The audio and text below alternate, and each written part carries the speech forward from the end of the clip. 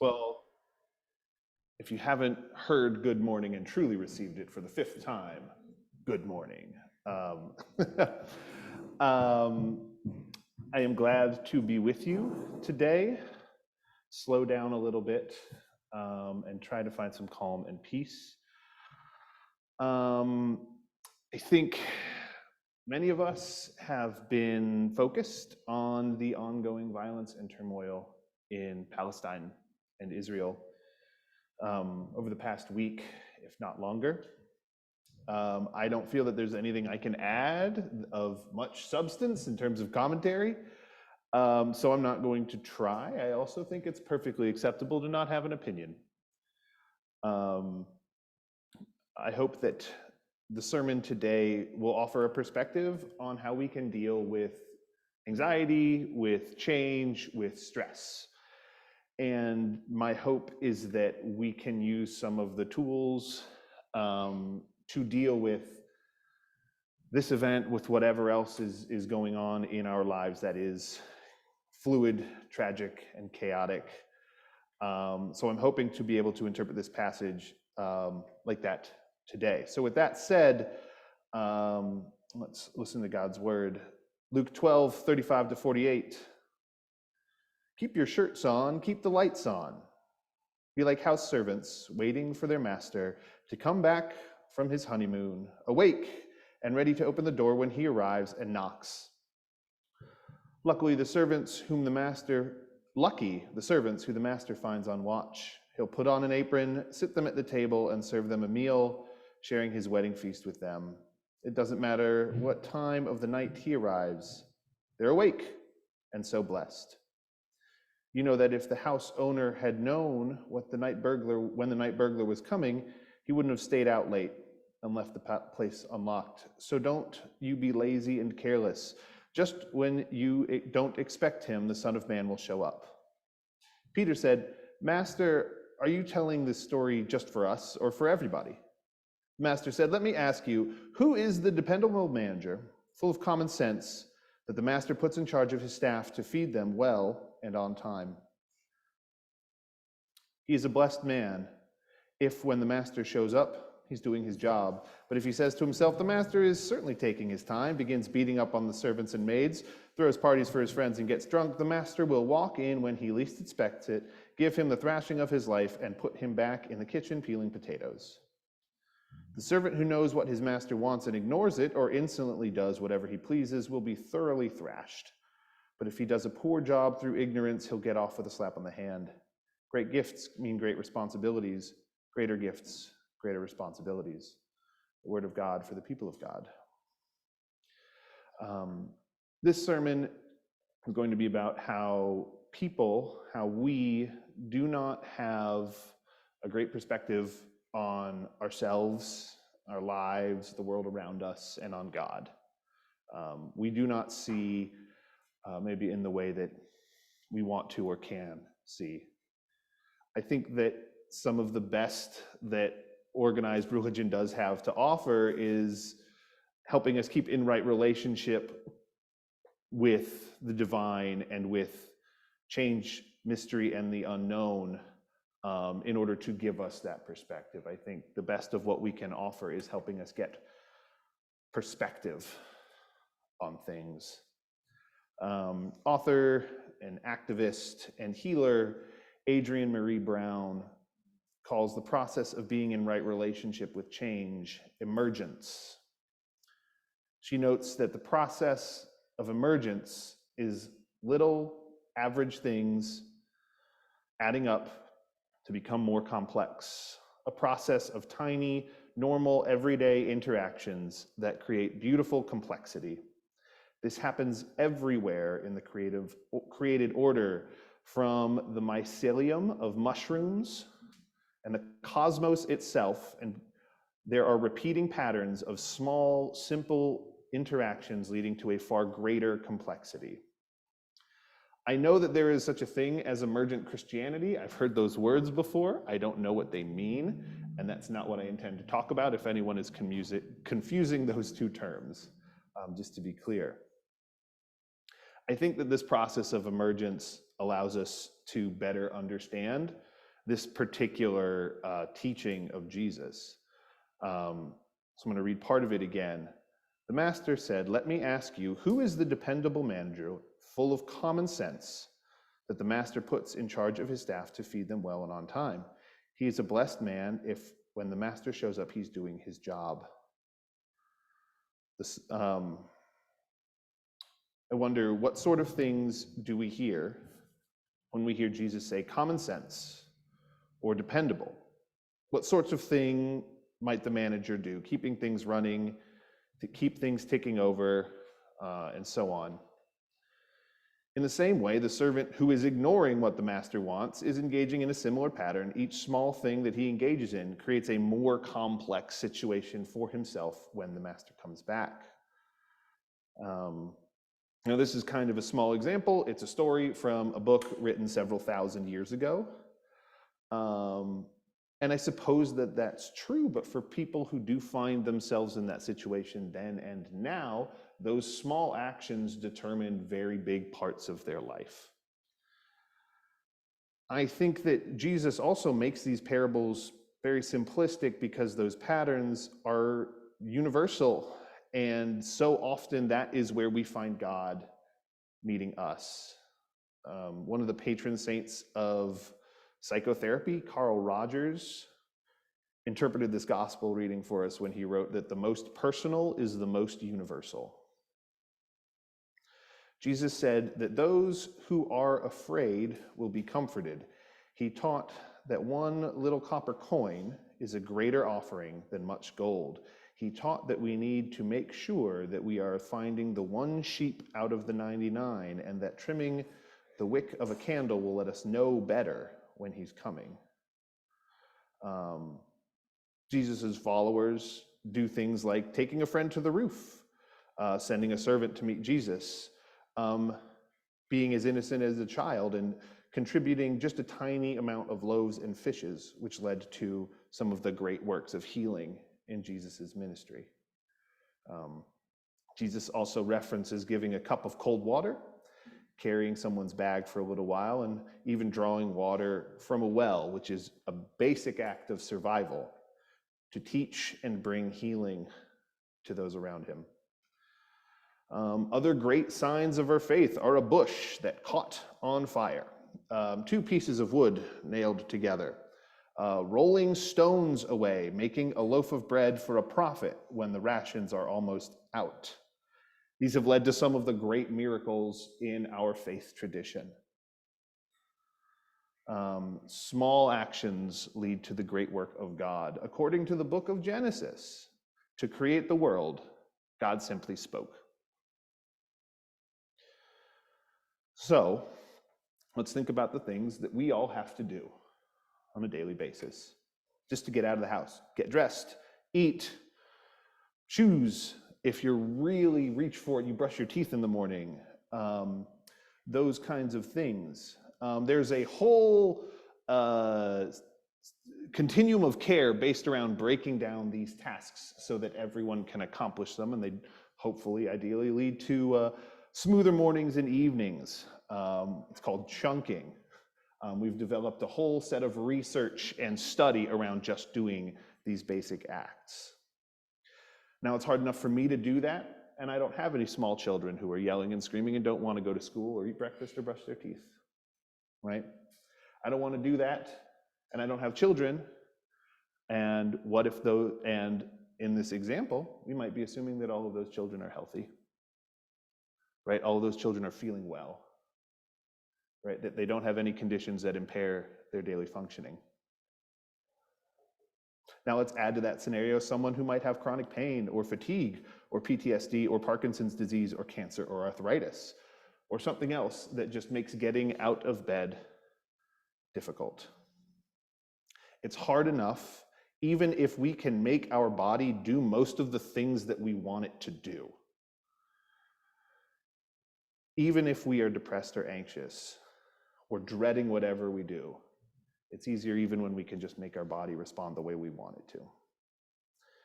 In doing those things over and over, day after day, we can start to see where God is in ourselves and the world around us. Jesus tells us that we should not worry about tomorrow because today has quite enough problems. Thank you very much. And sometimes when we really need to squint and tilt our head and really, maybe see a corner of where God is, it's just getting through one day at a time that can bring us light.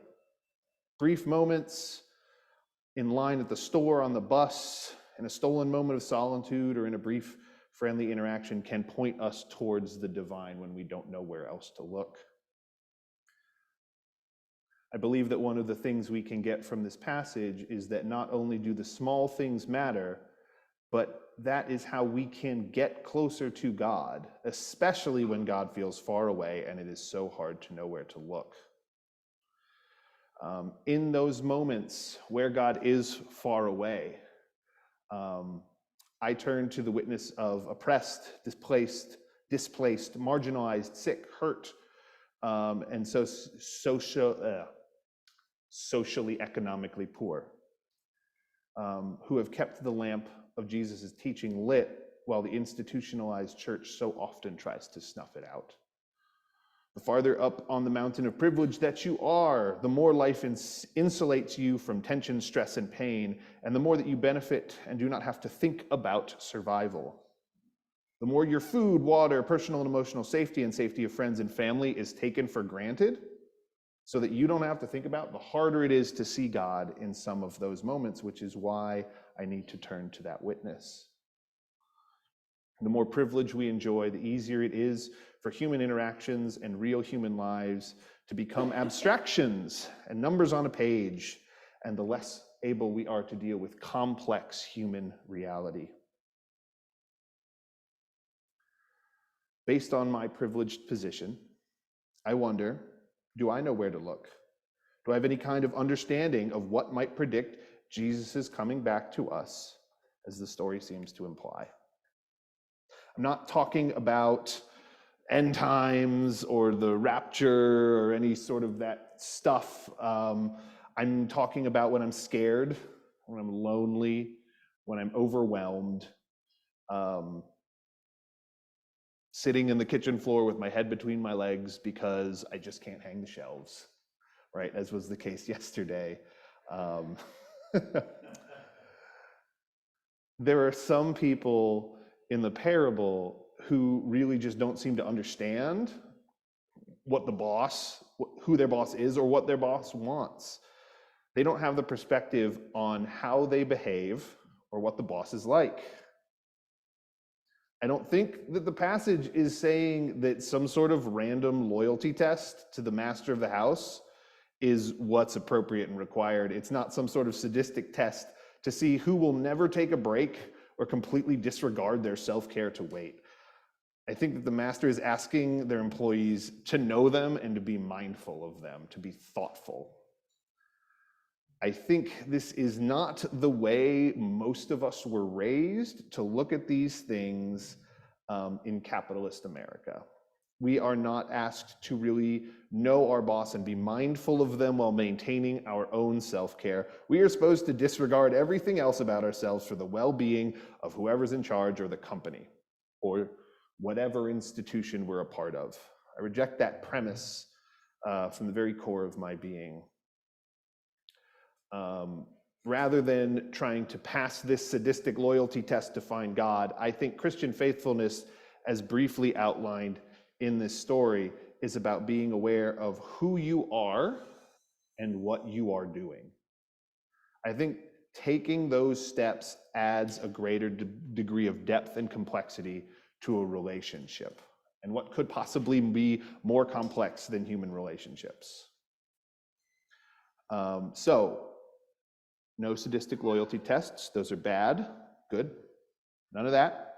We understand emergence, small, simple things that add up to a more complex whole. So what? In verse 41, Peter said, "Master, are you telling this story just for us, or is it for everybody?" Is this some sort of Gnostic need to know insider knowledge for like the inner circle, or is this for those people? Jesus, in response, gives a vague reply, which I know is shocking because Jesus is normally so concrete and straightforward. That's when Jesus says, "Who is the dependable manager full of common sense that the manager puts in charge of his staff?" I hope we can use this principle of emergence to understand a little bit of the small actions that Jesus asks us to take through the parable to become the dependable people full of common sense that are responsible for loving and caring for others and ourselves. The simple problems get solved by complex actions. As I was reading around the passage trying to gauge the context that Jesus is saying this in, some of the chapter headings were quite overwhelming for me.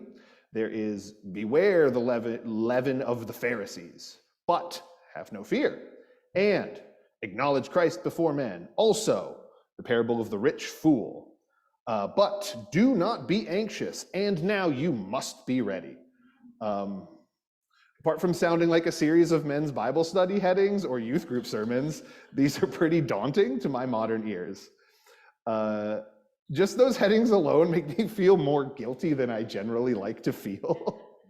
I'd probably double down on, in another time in my life, I'd probably double down on morning and evening prayers while internally becoming more judgmental and critical of others and myself. My world would shrink with anxiety. But do not be anxious. I would feel nervous, tense, and probably more likely to engage in my vices to cope with the negative emotions I experienced while processing those seemingly judgmental titles. And I wonder if anyone else among us has engaged in some sort of similar cycle. When the big things become too complex, we reduce them to everyday actions. I don't know how to have no fear and what the leaven of the Pharisees is, but I can become very anxious and judgmental of people, right? I don't know how to acknowledge Christ before man. I think there's a lot of evidence to demonstrate I have done a mixed bag, maybe a C+ job of that in my life, but I do know how to inflate my own ego, right? I don't understand the lesson of the parable of the rich fool. I read it. I don't think I understand, but I do know how to snack without end. I don't know how to not be anxious, but I've gotten really good at playing Fruit Ninja on my phone.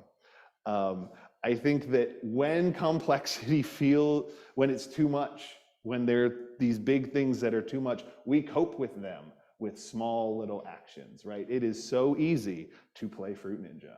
That has been one of my coping skills this week. So I think that this is where the rubber meets the road for us. So much of the reading in the Bible and living our lives while dealing with the complexities of life and the terror of the news cycle feels overwhelming and anxiety-inducing. We naturally turn towards simple things, easy answers. This guy's the bad guy, that guy's the bad guy, right? The more places that we can find God in simple things, the more we can build something with beautiful complexity to help us navigate the world being not as it should be. Nathan reminds us often that gratitude is magic, right? I'm grateful that I have a work laptop. It can be a tablet because I didn't finish this in time to print it off, right? Small things can lead us out of overwhelm and anxiety. The more we can be gentle, compassionate, loving, all the things that Jesus asks us to be to ourselves and to others, the more we will gain some kind of perspective. I think the "and" is important. So often we teach but, and it is "and" compassionate with others and ourselves, the more we will gain some kind of perspective. This process of engaging in small things to build a response to overwhelming complexity is how we are going to build a solution for ourselves, in our families, in our church community, in our city, and expanding communities to deal with whatever we are facing in the future. Amen.